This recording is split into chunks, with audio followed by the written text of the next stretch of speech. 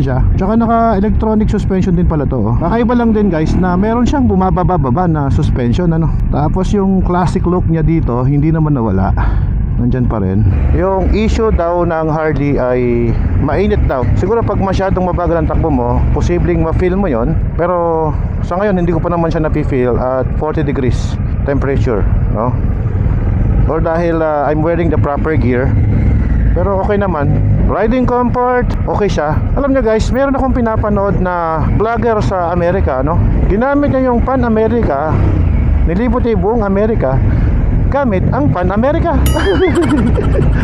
Tapos grabe yung setup nila, may mga gulong sa harap, ganon. Everyday nagbibiyahe sila ng 200 kilometers tapos magpapahinga sa isang magandang lugar hanggang sa nakarating sila ng Canada, ganon. So nagkaroon din ako ng interest dito sa motor na to nung simula nung nakita ko yung vlog na yon. Ang ganda rin